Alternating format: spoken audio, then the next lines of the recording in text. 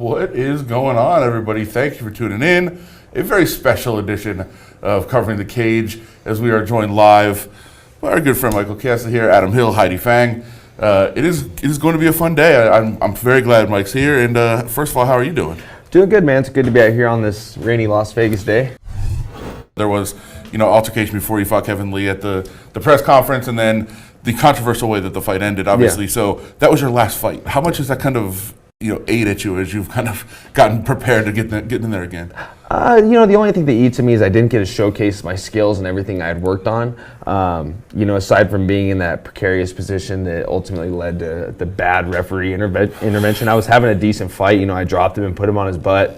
Had a takedown on my own. Things weren't going bad for me during the fight. Just, the only thing that eats at me is that Mario Yamasaki got to continue officiating fights, and thereafter, I think that after this Valentina Shevchenko fight, I think we won't be seeing him in there anymore. So, maybe one of these days, hopefully me and Kevin will get to run it back after, I beat Anthony Pettis, which I'm sure we're going to touch on here in a second. Yeah, after I beat Anthony Pettis and maybe he beats Edson Barboza, maybe I can see him in July at International Fight Week. Who knows? We'll see. I'm just focused on the task at hand, which is Anthony Pettis on April 7th.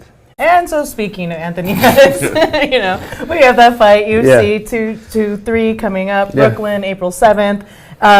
Obviously somebody who has a lot of skill, a lot of that flashy showcase type striking. What do you make of him as an opponent? And obviously you just said after you beat him, but what do you make of him when you size him up, and does he still have it?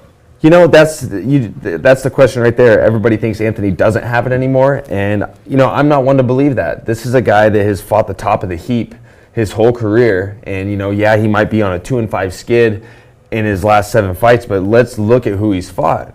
I mean, he's got win over Jim Miller, he lost to Poirier, he lost to Max Holloway, he lost to Rafael dos Anjos, Eddie Alvarez. This is a very prestigious lineup of people we're talking about. You know what I mean? We're talking three of the people I just named have all had a gold strap around their waist at one point, if not currently. So, it's one of those things where I'm not looking past the guy at all. I have a very tall order ahead of me. I'm very confident in my skills. I still think he has it, but, I think that he's had his time. I think our trajectories are going in different directions.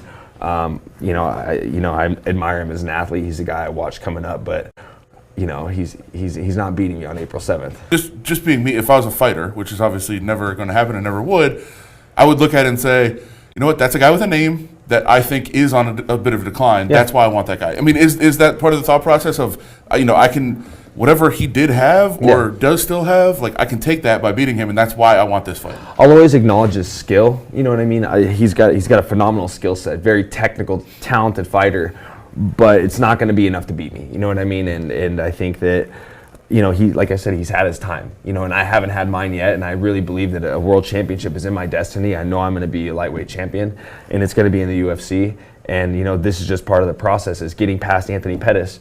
Easier said than done, but I know I have what it takes to get the job done on April 7th at UFC 223 in Brooklyn. I will beat Anthony Pettis.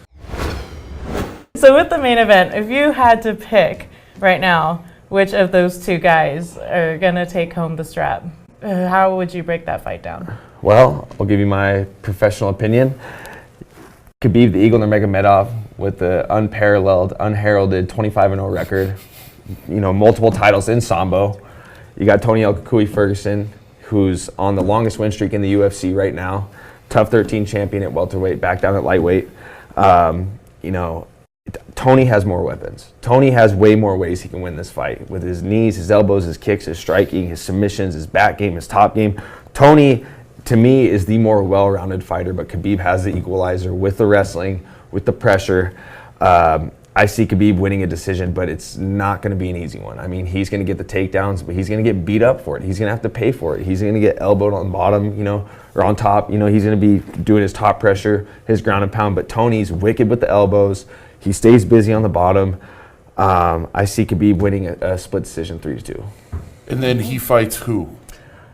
That's the big question. If it was up to me, it'd be me. That's what I was getting at. But hopefully it's Conor. You know what I mean? And let's,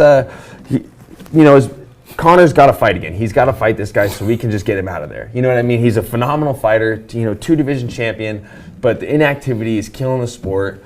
it's killing. You know, it's he's done in one hand, he's done a lot of good things. He's drawn a lot of attention to mixed martial arts in the UFC, but to us fighters, especially 155ers, made a big stalemate, made it very stagnant with no movement. And you know, whoever wins April 23rd, the main event, needs to go on and fight Conor, put up or shut up, so we can have this undisputed interim championship situation figured out. The last two things real quick. First of all, do you think there'll be a 165 division at some point soon? I hope so, because I'm getting tired of cutting weight. You'd be one of the first to go? Yeah, absolutely, definitely. You know, you look at some of the guys at 170, and my skill set, I think my skill set that I have from a technical standpoint, I can beat anybody between 55 and 70, maybe even beyond that. But you know, sometimes size and power can overrun technique sometimes. And I see some of these guys, and like, look at Darren Till, he's a monster. You know what I mean? Do I think I can beat him? Yeah, but he might be a little too big for me. You know what I mean? So 165 would be a perfect fit for me. I got the frame, I got the power, you know, and I think it's good to just kind of break things up. We're overpopulated in those divisions anyways. Well, you talked about all the great fights that are coming up. Like, there's enough for two divisions, I think, at that. Yeah, I mean, if you look at the roster, it's overpopulated at 55. I mean, you start that weight class, don't even sign anybody. Just see who moves around, who comes down, who comes up. There's your weight class. There's your division. UFC 223 in Brooklyn. I can't wait. I will be up there. Michael will certainly be there, and we'll let you know everything you need to know about that fight card. Awesome. As we get ready for it with Covering the Cage, Las Vegas Review Journal. Thank you so much, Michael. Thanks for having me, guys. It was awesome. Heidi, great job as always. Thanks you guys for tuning in. We'll see you very soon. Yep.